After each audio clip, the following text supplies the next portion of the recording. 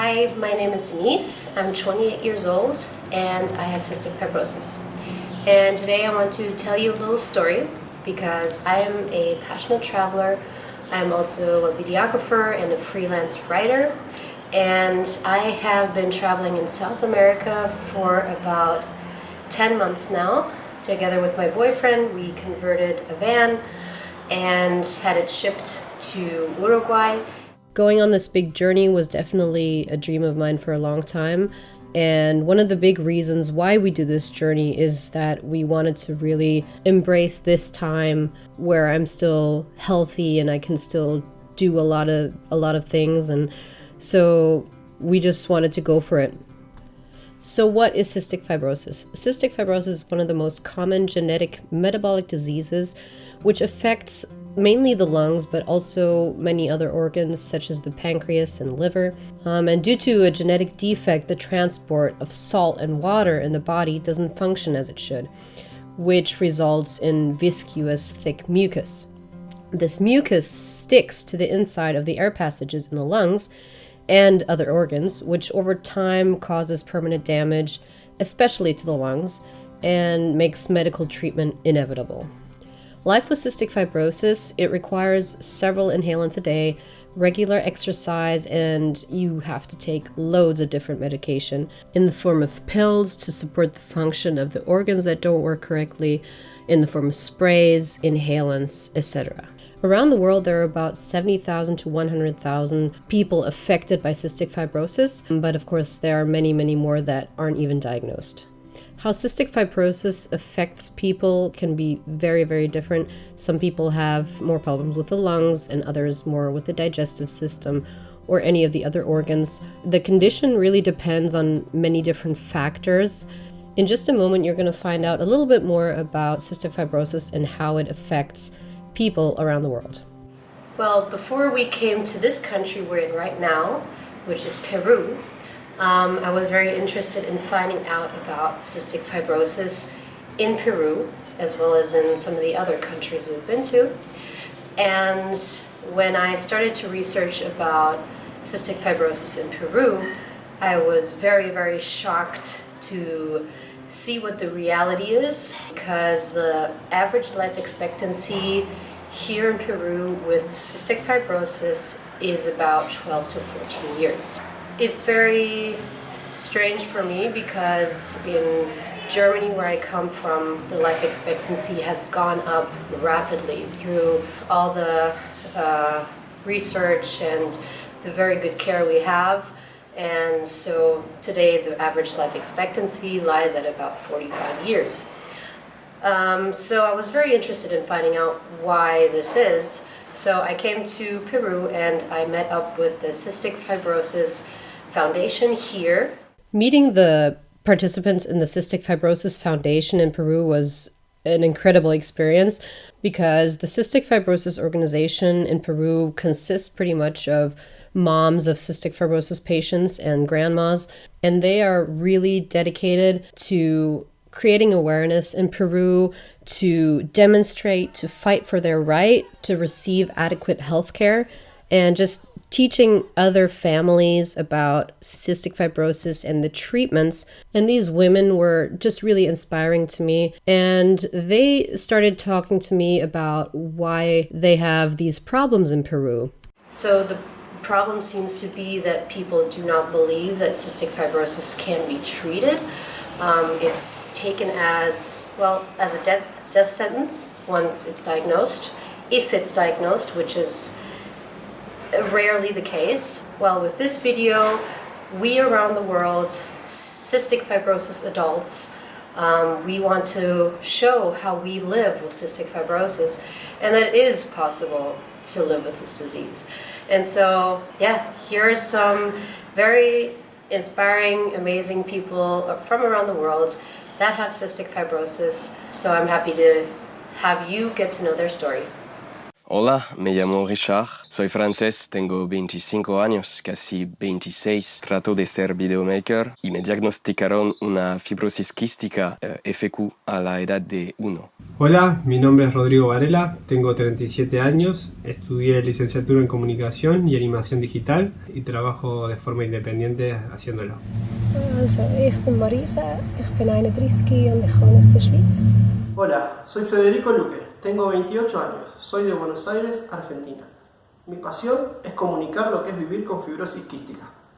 Hi, I'm Linda. I live in Austria, Vienna, and I have cystic fibrosis. Hi Leute, mein Name ist Chris Gohnschwege und ich bin 24 Jahre alt, komme aus Deutschland und habe auch, wie ihr, Mukoviszidose, wenn ihr es habt. Hi guys, this is Juliana. I'm 26 years old. I live in Colombia and I have CF. I have the most common mutation, which is DF508. Hola, me llamo Sara y yo tengo 27 años. Soy de los Estados Unidos y vivo en el sur. Mi estado se llama Louisiana y yo tengo la fibrosis quística. Hallo, ich bin Caro, 25 Jahre alt und habe Mukoviszidose. Hi there, my name is Trina Lane. I am 32 years old. I'm from Vancouver, Canada. I have cystic fibrosis. Hi, hallo, mein Name ist Valeska Schütte. Ich wohne in Göttingen, bin 41 Jahre alt und die Diagnose Mukoviszidose wurde gestellt direkt nach meiner Geburt. Hallo, ich bin Leo. Ich bin Physiotherapeutin und Kundalini-Yoga-Lehrerin, bin 30 Jahre alt und ich habe Mukoviszidose. Hi, my name is Miriam. I am 31 years old. I'm originally from Brazil and I grew up there. I was raised there.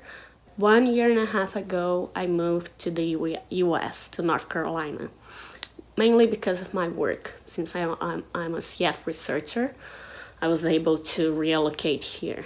Hallo, mein Name ist Dirk Schramm. Ich bin Kinderarzt und Kinderpneumologe und seit über 10 Jahren mit der Therapie der Mukoviszidose vertraut. Ich arbeite in einem Zentrum für Mukoviszidose an der Universität Düsseldorf hier in Deutschland und betreue nicht nur Kinder und Jugendliche, sondern auch erwachsene Patienten mit zystischer Fibrose. Esta enfermedad me la diagnosticaron a los 7 años y sus síntomas son sudoración en exceso y pérdida de cloruro de sodio, presión en el pecho y generación de moco, la cual me genera mucha tos a diario.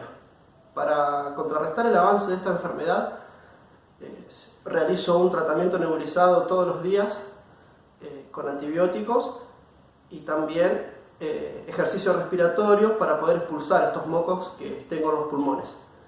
I'm 23 years old now, and I would say that I live my life really independently, which is thanks to the treatments and medications I'm lucky to receive here in Austria, and that I have been receiving since a very young age, since my diagnosis at 3 months old. Estoy colonizado con pseudomonas. El diagnóstico me lo hicieron alrededor de los 13-14 años. Y la fibrosis quística influye en varios aspectos de mi vida. Desde el punto de vista psicológico y anímico, me da fuerzas para no bajar los brazos, me motiva y obliga a veces a hacer deporte y no quedarme estancado. Me ocupa bastante tiempo los tratamientos y lo que me enseña a tener que administrarme y ser de alguna manera organizado. Die Muko schränkt mich im Alltag schon ziemlich ein. Ich kann eben nicht arbeiten gehen mehr, zumindest nicht Vollzeit. Und auch so Erledigungen merke ich halt einfach an der Lunge, dass es mir atmen schwerfällt und so weiter. Trotzdem mache ich jetzt Krafttraining und es tut mir auch ziemlich gut. Von der Lungenfunktion hat es zwar nicht verbessert, aber einfach, dass ich stabiler bin, weniger Infekte habe, was natürlich auch von der Symkevi-Therapie kommt. Aber durch das Symkevi kann ich eben erst Sport machen und vorher habe ich mich immer davor geweigert. So what I would do is do inhalation treatments in the mornings and in the evenings, for which I use this kind of a big inhaler. I also take that with me wherever I go on my travels. And with that, I use Muco Clear to mobilize the mucus in my lungs. And I would also use Soltanol, which opens up the airways even further. It also comes in that form, little inhaler like that I can take with me wherever I go. And it's a real lifesaver for when I'm doing sports or going on a hike, stuff like that, or when I'm just having a really long and hard day and feel like I need a little push in between. So that really helps in everyday life. And since February, I've been taking a really new treatment that's called Symdeco. It's a combination therapy, and it consists of taking Symkivi in the morning and Kalydeco in the evening. And thanks to this treatment, I've been able to improve my lung function quite a bit. Before I started this treatment, my lung function would be at around 55% when I didn't have an infection, and I would experience quite big drops down to 45% when I had infections. And since I started this treatment, my lung function has been quite stable at around 63%. No matter if I don't have an infection or if I do have an infection. So that's a real improvement. Insgesamt haben diese Therapieveränderungen und die Verfügbarkeit von Medikamenten einen deutlichen Sprung in der Lebenserwartung der Mukoviszidose gemacht. Wir waren Anfang 2010 schon bei einer durchschnittlichen Lebenserwartung von 40 Jahren angekommen und sehen seit 2010 einen ganz neuen pharmakologischen Weg, und das ist der sogenannten genmodulierenden Medikamente, deren Einsatz 2015, 2016 zum ersten Mal in Amerika von offizieller Seite aus möglich war und im Folgejahr auch in Europa zur Verfügung stehen, die Medikamente, die einen genmodulierenden Effekt haben und damit sozusagen direkt an der Ursache der Mukoviszidose angreifen. Ja, ich habe einmal Delta F508 und eine andere Mutation, deswegen kann ich leider die neuen Medikamente nicht nehmen, was manchmal ein bisschen traurig ist und frustrierend, aber naja, komm, was soll's. Außerdem habe ich noch einen Diabetes. Hier ist meine Insulinpumpe, den habe ich seit 2013. Ist dann so ein Katheter, den ich dann hier habe. Ja, und meine Ernährungssonde. Darüber bekomme ich dann nachts meine Sondennahrung, 2000 Kalorien. Ja, ist nicht ganz so angenehm, aber geht trotzdem. Ja, und hier, das ist meine Ernährungspumpe für nachts. Ja, und ja, für IV-Therapien habe ich auch noch was Wichtiges, mein Port. Das ist er. Und seitdem sind die IV-Therapien bei mir ein bisschen angenehmer. Ich hatte früher immer ganz schlechte Wehen oder habe sie heute noch, aber jetzt geht's momentan. A todo este tratamiento yo le agrego actividades aeróbicas, actividades de fuerza y pilates. Y también terapias alternativas como el Reiki, biodecodificación y meditación. Convivir con fibrosis quística es algo muy positivo. Te da una apertura mental muy distinta al resto y te hace ver la realidad desde otro punto de vista, que a veces suele ser hasta incomprendido, pero cuando logras expresarte y poder llegar al diálogo con las personas, logran entenderte y cambian su postura respecto a los pensamientos que uno tiene. I want to tell you about Colombian health system. So many of the things that I have got to do my therapy, for example, the vest, I didn't get it from Colombia, I got it from other nation, a friend who helped me in US. You are watching this, so I love you. Also, Orkambi is just approved for 3 people here in Colombia still, and sometimes it's really hard to get it. For me, they stop it and they give it back, so it's kind of hard to keep up on the treatment. Some of my medicines or some of my, for example, the inhaler for the nose, I think is the Parisinas, this one. They didn't give it to me, we have to buy it. They do give me some basic stuff like Hypersal, the enzymes, Pulmozyme, and other medicines that has helped me, but some of other things I have got it myself, or my parents. How it is in Brazil, the care. One of the main reasons that brought me here was exactly the problem in accessing medications in Brazil. So we have a problem of distribution of medication because sometimes it's not as continuous, and then the whole community there, like I grew up seeing my parents fighting to make sure that I didn't miss out on any medication. A really big problem is also to have access to new medications. They take many years, 6 years sometimes, even more, to get to Brazil. So we really need to talk about it. It's very important.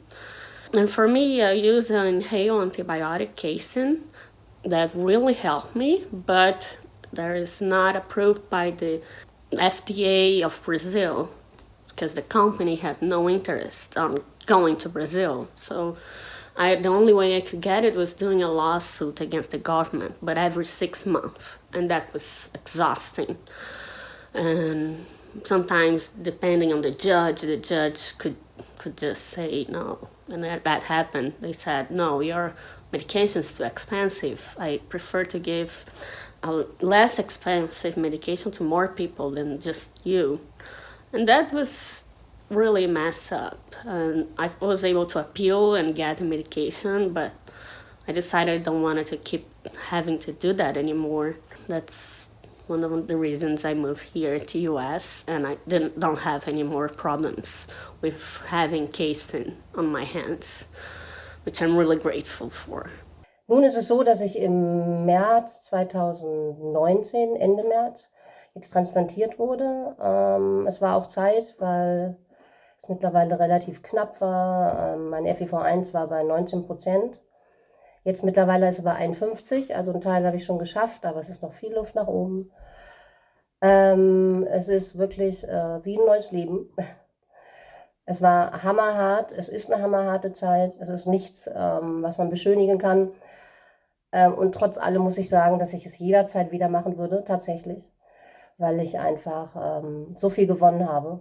Ich kann als allererstes wieder mit meinem Hund rausgehen, ohne dass mir die Luft nach 2 Minuten ausgeht. Ich brauche keinen Sauerstoff mehr, ich brauche keine Beatmung mehr. All die Dinge, die mich im Alltag eingeschränkt haben. Ich habe einfach keine Todesängste mehr, ganz klar. Es war ein ganz, ganz klarer Gewinn an Lebensqualität, an Freude, an endlich mal ein bisschen mehr Unbeschwertheit, ganz wichtig. I was diagnosed at 6 months old, and in 1987, that was a death sentence. They told my parents that I probably would not live to see my 12th birthday. Growing up with cystic fibrosis in Canada was definitely best case scenario. I always had availability to have my medical needs met. A lot of medications and therapies. Going into my 30s, I started getting much sicker. I started getting these crazy lung bleeds where I would just randomly start coughing up tons of blood, and I was losing lung function, about 10% lung function every year. Very fortunately, because of medical technology, I have been able to not only survive but thrive, and I live a very fabulous and wonderful life. In September 2018, after about 4-month stint in hospital, I was asked by the medical team at St. Paul's Hospital Research Department if I would be part of a drug study. The study was for a drug that has just recently been FDA approved. It's called Trikafta. The drug basically works on a cellular level. It changes the CFTR protein in the body. So over the last year, my body has stopped producing cystic fibrosis mucus and now produces normal, virtually normal mucus. So even though these are the pills that I've been traveling with, I have never been healthier in my life. I've gained back about 23% lung function and gained about 20 pounds. And I have been thriving ever since. My hope with this video is that we can get some recognition and get some help for the countries that need it, just to get the basic medical supplies that they need, because cystic fibrosis doesn't have to be a death sentence at a young age. And with a drug like Trikafta coming out, you know, if started young, these kids could live virtually completely normal lives. The earlier you're on it, the less damage that's done to your body. Diese Veränderung in der Lebenserwartung können wir im Moment statistisch noch nicht wiedergehen, aber in unserer klinischen Beobachtung haben wir das Gefühl, dass wir dort jedes Jahr mit großen Schritten weiter voranschreiten, sodass es durchaus Überlegungen und Meinungen gibt, dass wir in einigen Jahren vielleicht so weit sind, den Kindern eine normale Lebenserwartung zu gewährleisten. I think that talking about all of this is so important, and I really hope that everyone with CF, the ones with the rare mutations like me, can have access to new treatment, and also all the countries can also have access to this new medication as soon as possible. That's why it's so important talking about it, because not being included in this advance is so hard. It messes up your mental health completely, and has been really hard for me. So, because I feel that I was in the wrong country. Now I'm in the right country, but with the wrong mutations. But I'm still hopeful for the future, and I think projects like this are very important. Thank you very much. I really hope that we are able to rise up as a community and that we are able to get some attention for the countries and the people and the families that really need it, because cystic fibrosis doesn't have to be a death sentence.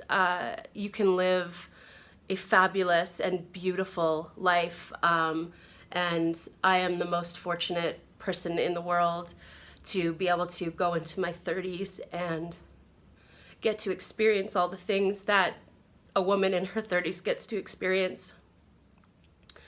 And I'm so grateful for that. So thank you for listening, and let's get this show on the road. Let's get people to listen and to know that that there's a chance for these kids. There's a chance for everybody. Thank you. Ahora, para todos los tomadores de decisiones en las regiones donde la FQ es dejada de lado, puede hacer algo, y comienza con la comunicación y sabiendo que los pacientes FQ no son una causa perdida.